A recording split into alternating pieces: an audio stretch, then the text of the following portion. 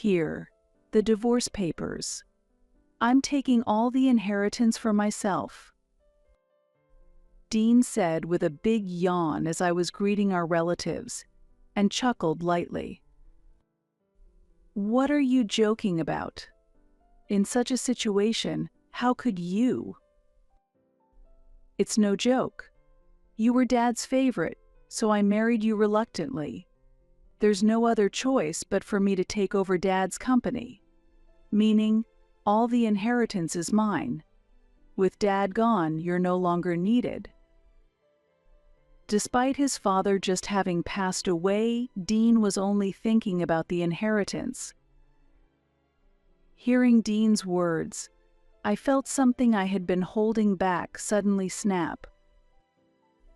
My father-in-law had once been a great help to me, and I had endured for his sake, but I can't take it anymore. "Fine, I'll grant you the divorce." I decided on revenge to protect the company left by my deceased father-in-law and regain the self-respect I lost through my marriage to Dean. This isn't over yet. My name is Brenda Lewis. I will turn 33 this year. I had to take over Cooper Manufacturing immediately after my father died in an accident at the age of 25, without time to grieve. Back then, the role of president felt overwhelming to me, who was just an ordinary employee, and my spirit nearly broke many times. During those times, my father-in-law, Dalton, supported me. Dalton was an old friend of my father's and rushed over as soon as he heard the news. Being a business owner himself, Dalton taught me the basics of management from scratch. He is a great benefactor to both me and my company. 3 years after becoming president, Dalton invited me to dinner and introduced me to his son Dean. "Brenda, this is my son Dean. I've put him in charge of managing one of our branches. We hope to increase cooperation with your company. Please look forward to working together." "Nice to meet you. I've heard a lot about you from my father. I've been entrusted with the branch office, but I'm still inexperienced, so please guide me kindly." Dean, who spoke with a bright smile, seemed at first glance to be a very sincere young man. Knowing he was Dalton's son, I was convinced of his competence and was able to build a friendly relationship quickly. Dean, always with a smile, asked, "I heard from my father that you're managing a company at such a young age after your late father's passing. Your abilities are impressive given your youth. What industry does your business operate in?" To this, I revealed the name of our company. Our company is called Cooper Manufacturing, and we primarily handle automobile parts. I'm still an inexperienced president, but I'm striving every day to protect this company left by my father.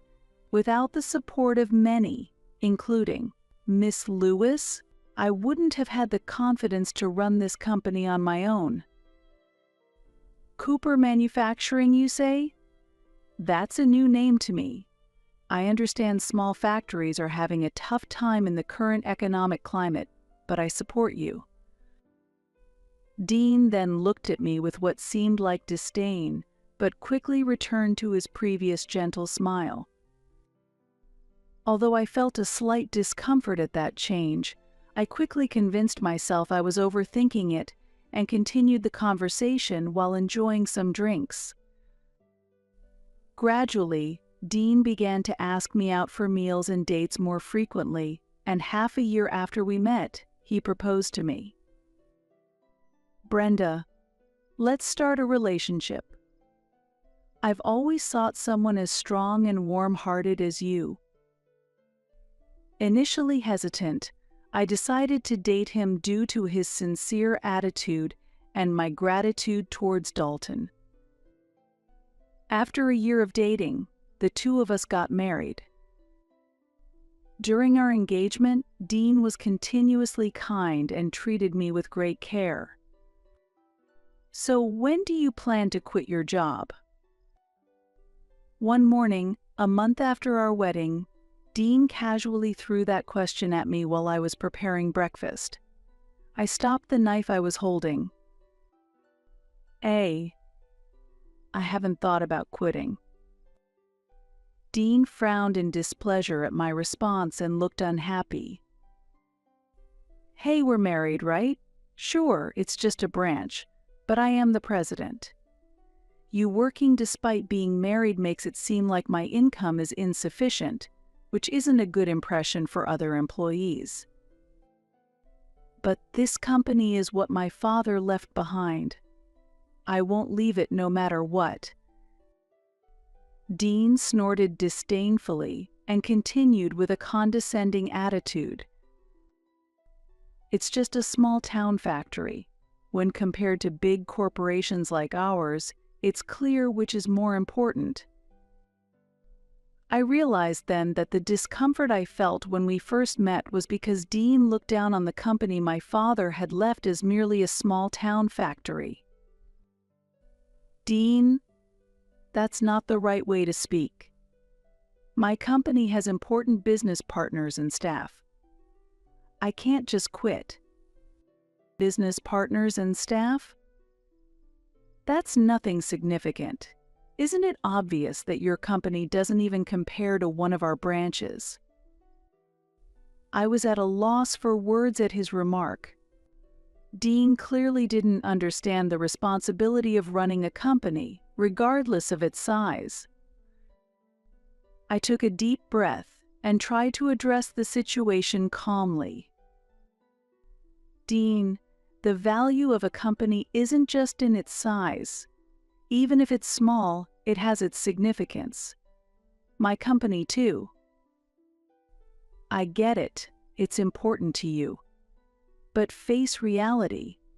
It's unimaginable that a company run by someone as inexperienced as you could survive. After throwing those words at me, Dean glanced at me with contempt. His attitude was so shocking that it went beyond anger. My father was a warm-hearted president who cherished his employees. I always admired my father for that. But Dean insulted my father. Struggling to contain my trembling anger, I barely managed to respond. Dean, our companies may differ in size, but our employees and partners are important too. It's wrong to belittle them like that, and please stop looking down on my company as just a small-town factory. So what?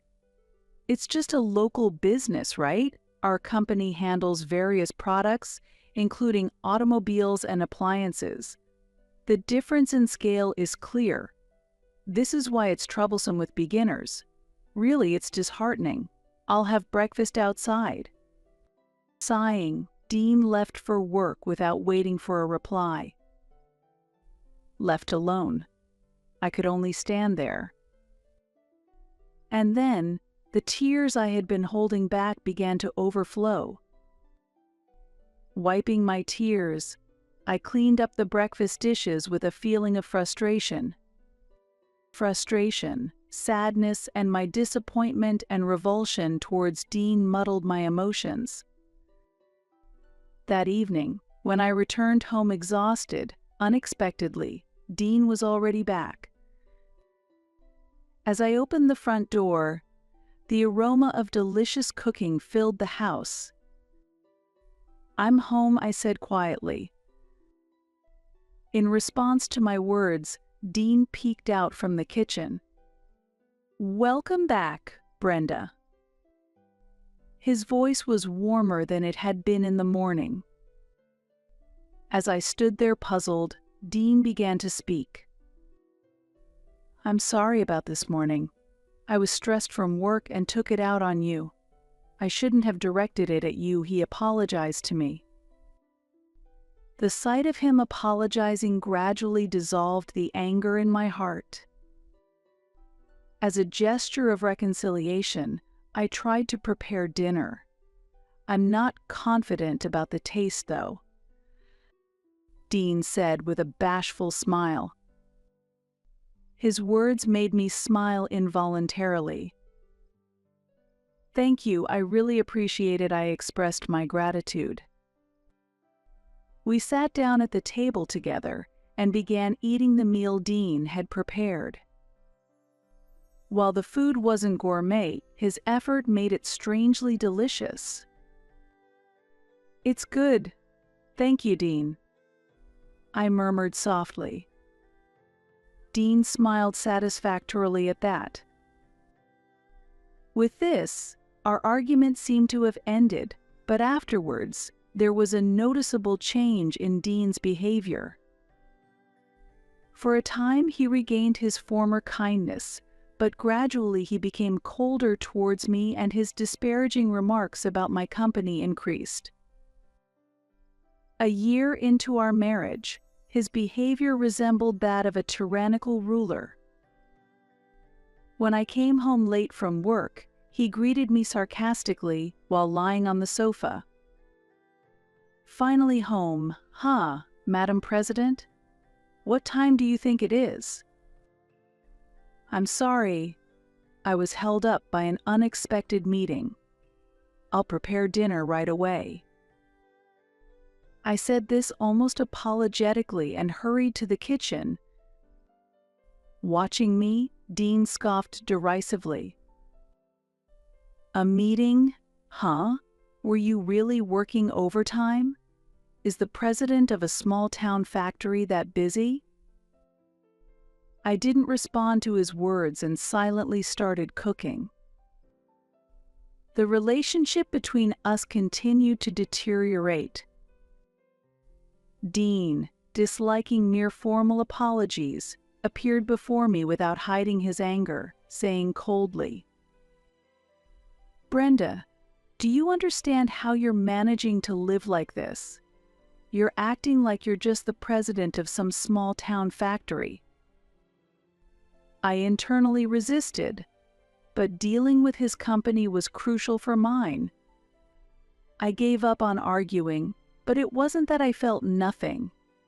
Struggling to contain my anger, I responded with a trembling voice. I live thanks to your support. I appreciate it.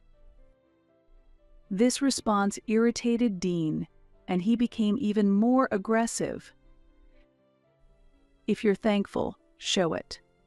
Or apologize from the bottom of your heart, and I'll forgive you. I bit my lip hard to suppress my anger. What's the matter? Can't you do it? If you can't, I don't mind terminating our contract with your company. I can crush your company any time. If there's no apology, I'll suspend our transactions. As he said this with a sneer, I felt disgusted but decided to protect my company. Though I tried to apologize, my pride wouldn't allow it, and I hesitated. What are you doing? Hurry up. Pushed by his urging, I finally pleaded. Please continue doing business with us. I beg you. Seeing me beg so desperately, Dean laughed smugly. Hack, pathetic. To think such a person is a president. His attitude and his contemptuous words made me feel frustrated, but I had no choice but to yield to his threat to stop the transactions. I quietly endured the situation. 3 years into our marriage, Dean's arrogant behavior intensified, and his criticism towards me and my company worsened. Every time I came home, I was almost certainly met with his harsh words. Initially, I protested, but once I realized arguing was pointless, I just let it slide. Really, how late can you be? How long do you plan to keep me waiting? He would greet me angrily, and then continue to complain at length about me and my company. You say you've been working late recently, but is your company about to go under? Don't worry, if it fails, I'll hire you after it's ruined. I'll spread the rumor that an incompetent woman destroyed her company.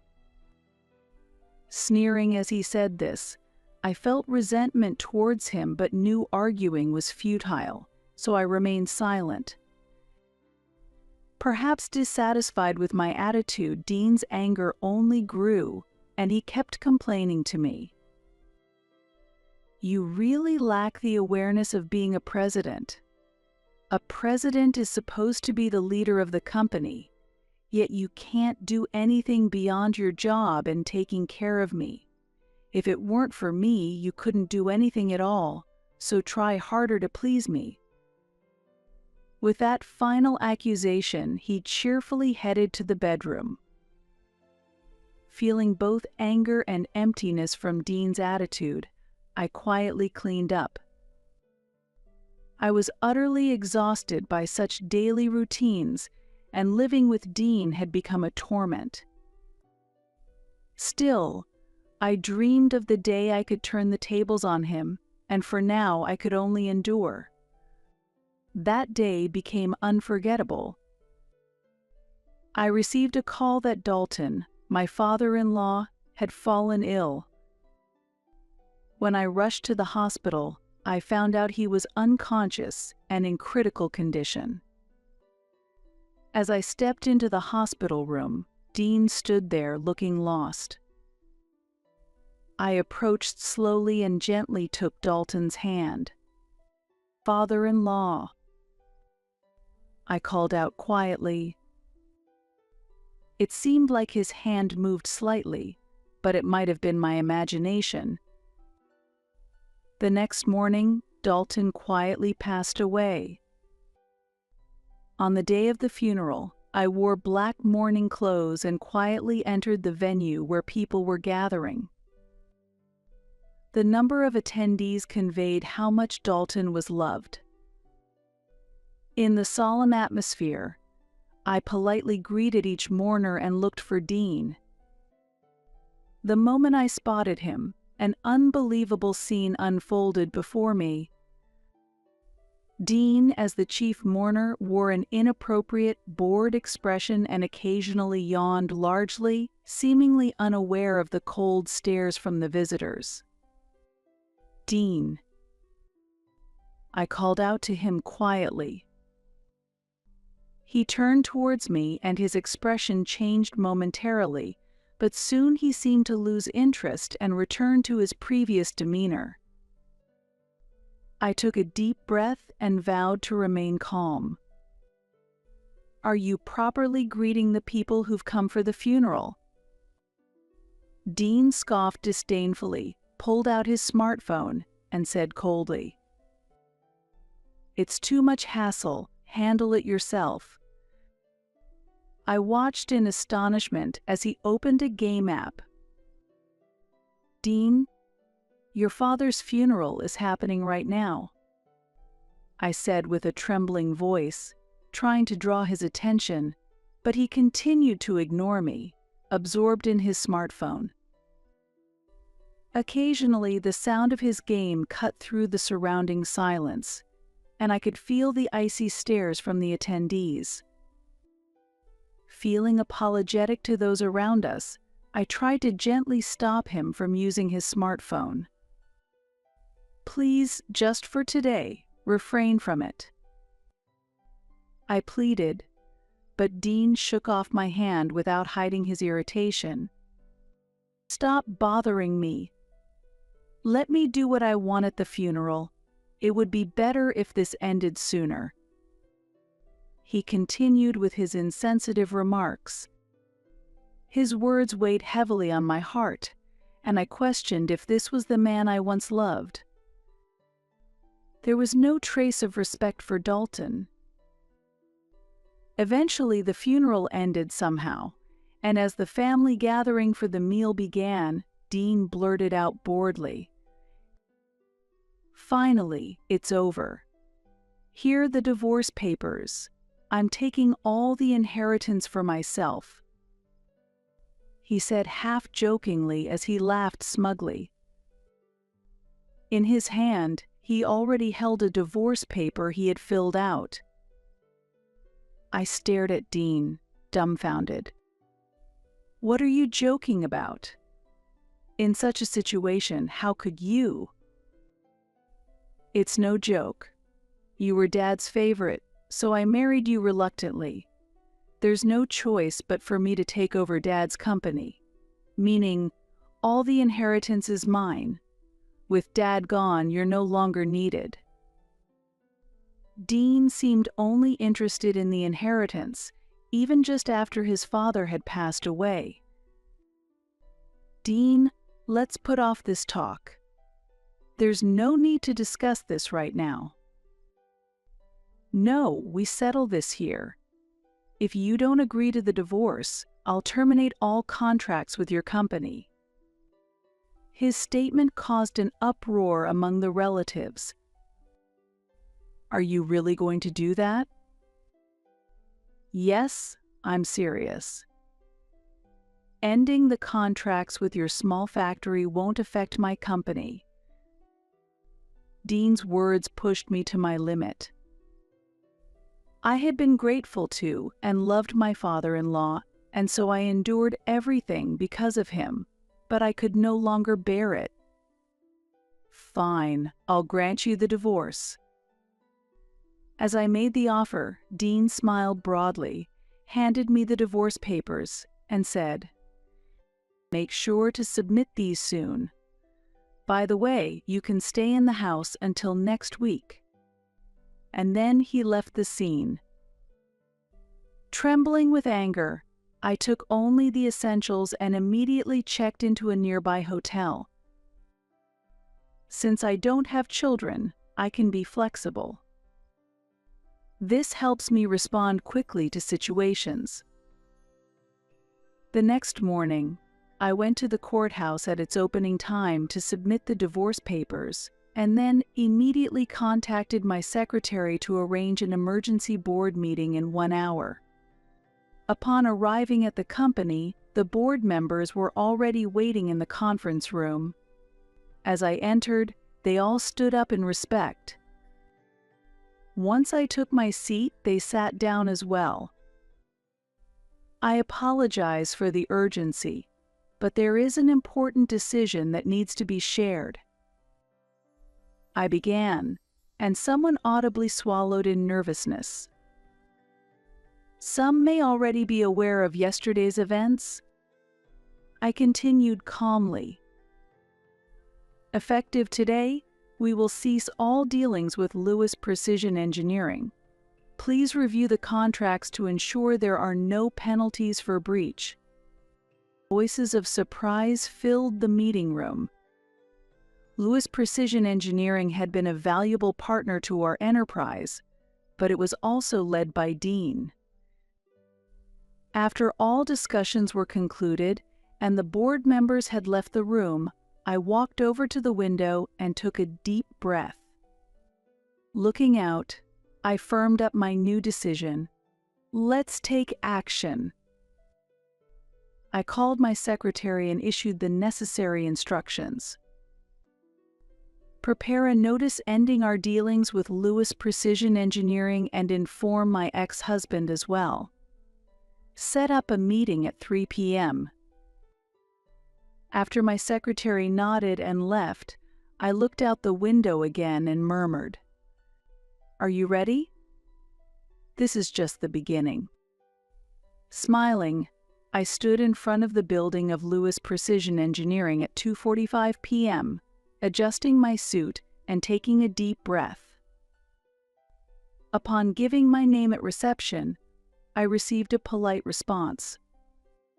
"Miss Cooper, you have a 3 p.m. appointment. Please wait a moment."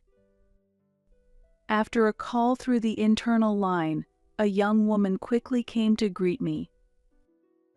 Her demeanor made it clear that she was my husband's secretary. We followed her and took the elevator to the top floor of the building. My heart rate increased slightly, but I made an effort to maintain a calm expression. After arriving, the secretary led the way and stopped in front of a large door, giving a light knock. When the door opened, there was Dean, seated in a large chair within the spacious office. "What do you want? Is the divorce finalized? Or did you come to ask for money? A woman running a small-town factory must have too much free time on her hands." His voice was dripping with his usual arrogance. Since we had no financial arrangements when we parted, he seemed to misunderstand that I had come to demand something. I quietly took a seat and, after calming myself, continued speaking. "It's been a while, President Lewis. I am here to discuss business matters." What's with the cold attitude?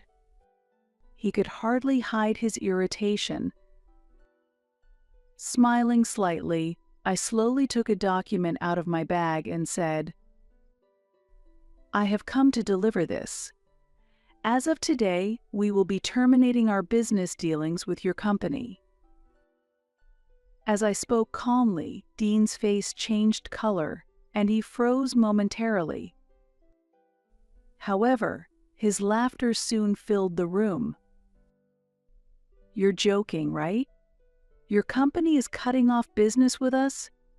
It's just a small-town factory, isn't it?" Dean still seemed unable to grasp the reality.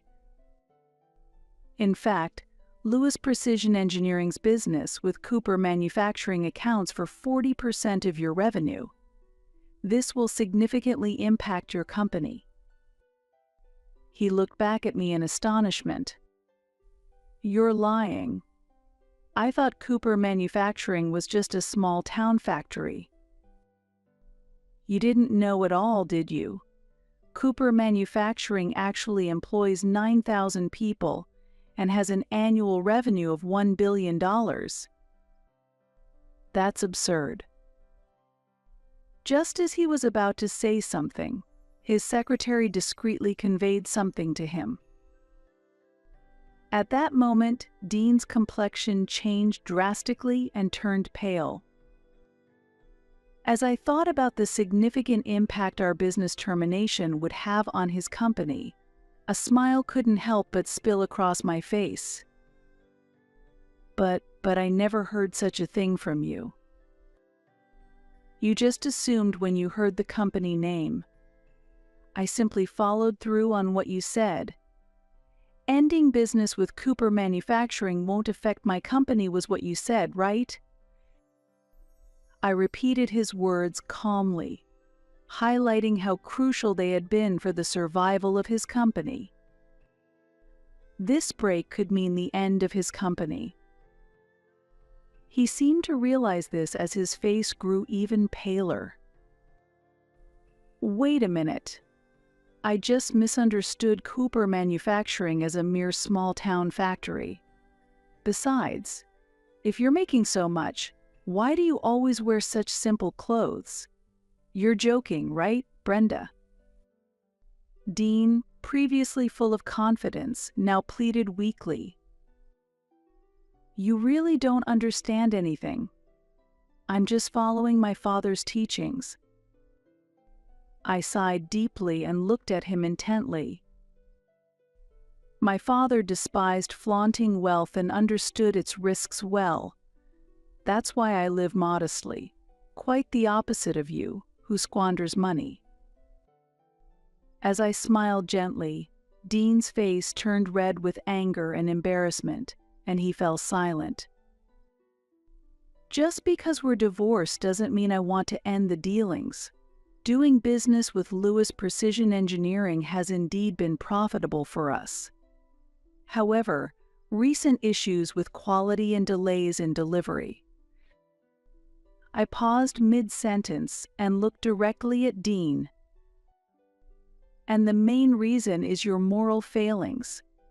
You shirked your responsibilities as the chief mourner at your father's funeral and pushed a divorce paper at me while many relatives watched.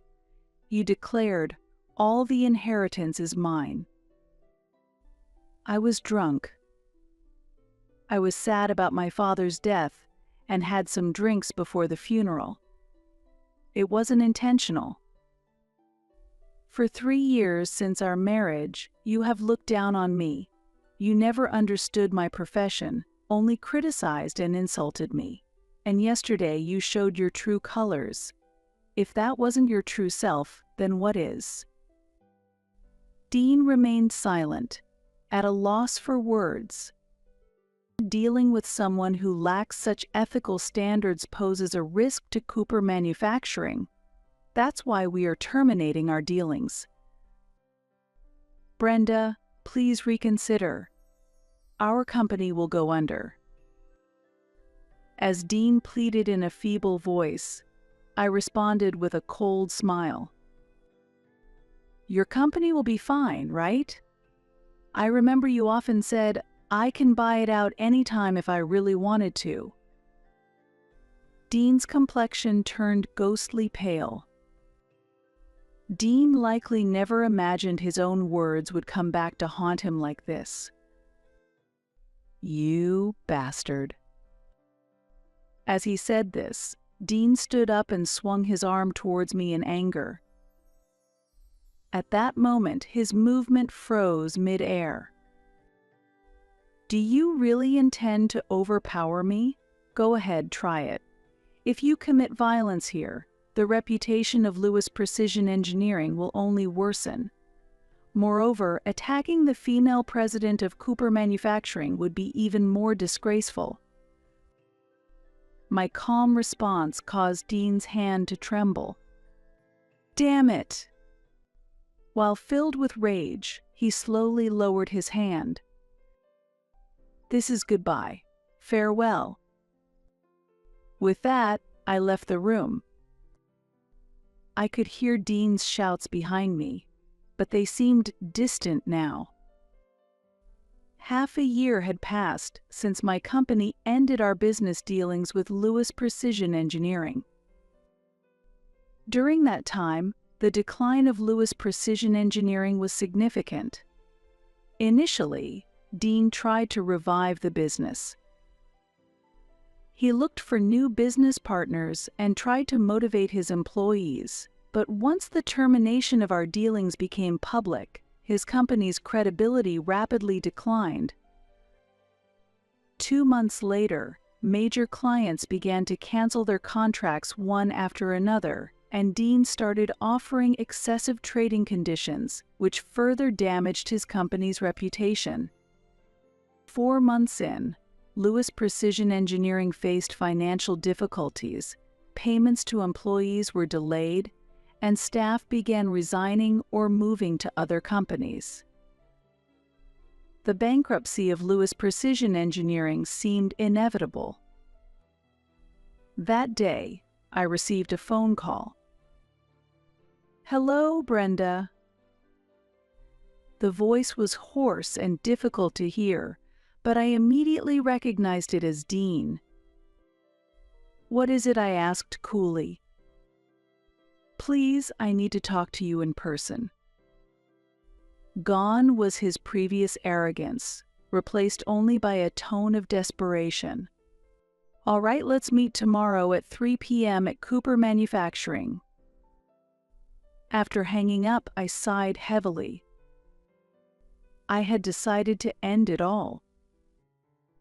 The next day, Dean arrived 10 minutes early for our appointment.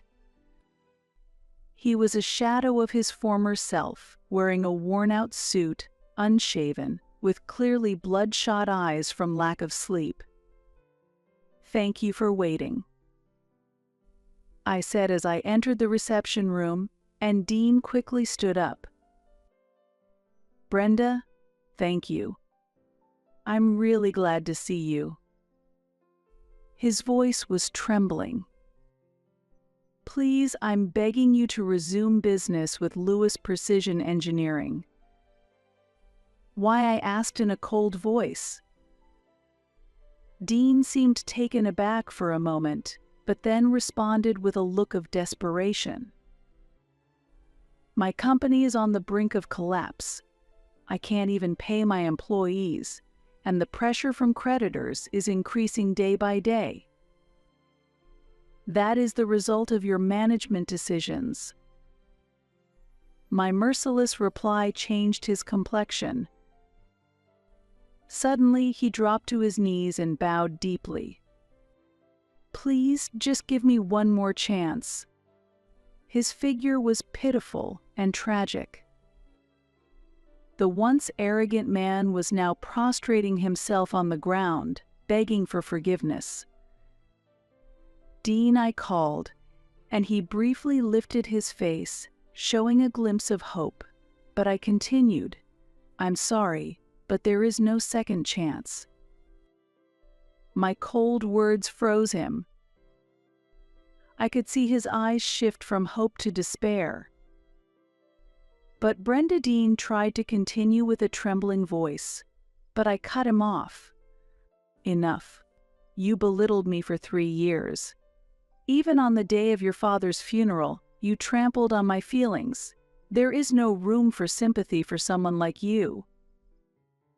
Dean once again lowered his forehead to the floor, pleading as if seeking pity. I have already apologized for that. Please. This isn't for the sake of the company, not for me, but genuinely for the employees. My resolve was firm, knowing that such apologies, while necessary, did not erase the consequences of his actions or the underlying attitudes that led to them.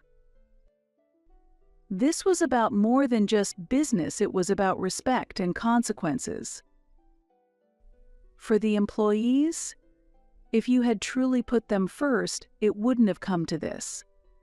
This is the result of prioritizing your own protection.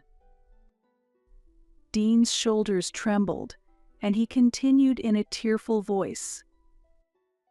Please, don't abandon me. In response to Dean's plea, I calmly noted the time. It's time now. President Lewis, please leave for today. At that, the secretary entered the room. She took Dean by the hand and gently wiped his tear-streaked face as she led him out. Around noon, I went down to the lobby, where Dean was still standing. He looked at me, seemingly about to say something, but his opportunity was interrupted by the sudden appearance of a third party. President, may I have a moment of your time? The person asked quietly. Hearing that voice, Dean dropped to his knees in shock. What's happening? Morgan, why are you here?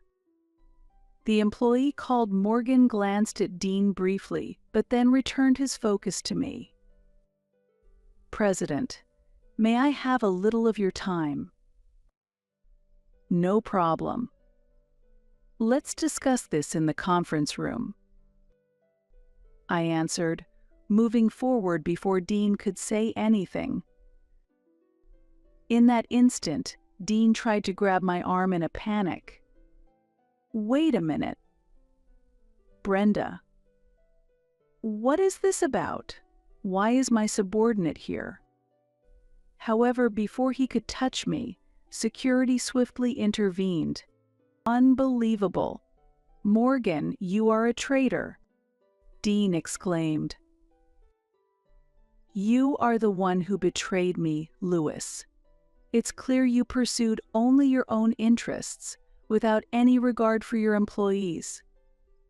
Morgan replied calmly. At this, Dean's face went completely pale, losing all color. Morgan, this way, I urged him, and we left the area.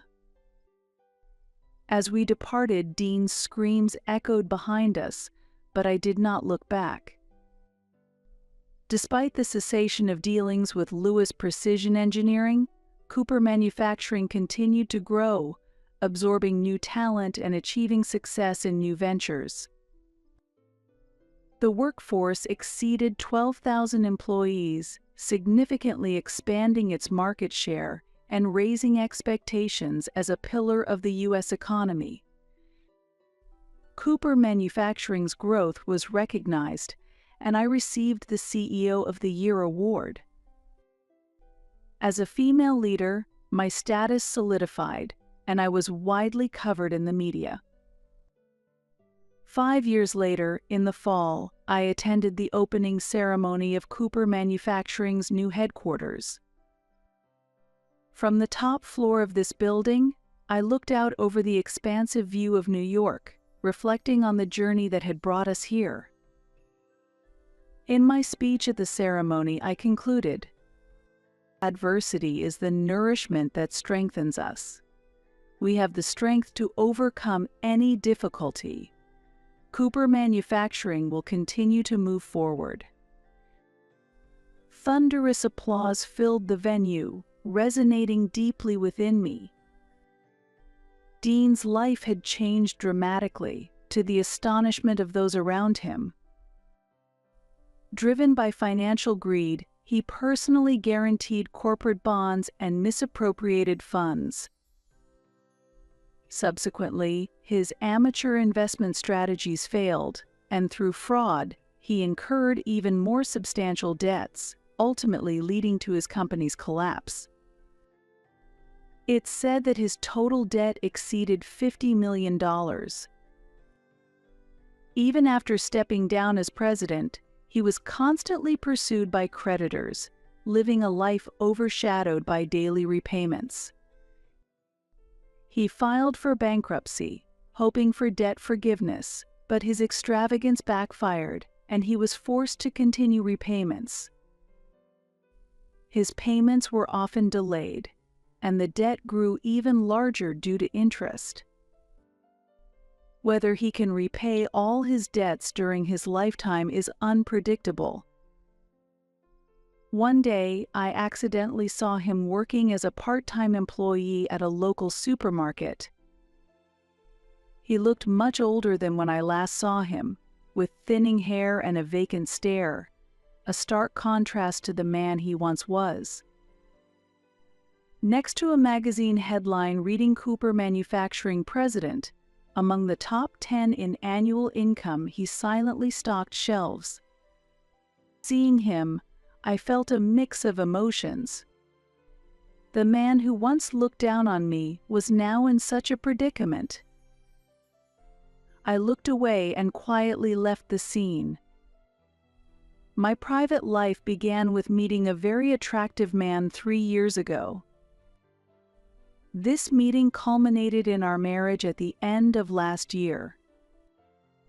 He is supportive of my career path, strongly backing my professional choices. We have built a beautiful relationship where we support each other and grow together. Currently, we are enjoying the joy of expecting a new life. Next spring, I am due to embrace a new role as a mother, which will be a significant turning point for me. Although my concerns about maintaining a balance between work and home life are not entirely resolved, I am confident that with the support of family, friends, and colleagues, I will be able to overcome these challenges. I am very much looking forward to seeing how much I have grown by this time next year. I am committed to working hard towards the ideals I aspire to and forging a fulfilling future for myself. Against the grand backdrop of New York, I quietly smile. My expression is brimming with a sense of accomplishment and hope. I close my eyes gently and speak to my late father in my heart. Dad, the vision you once had for the company, I have made it a reality.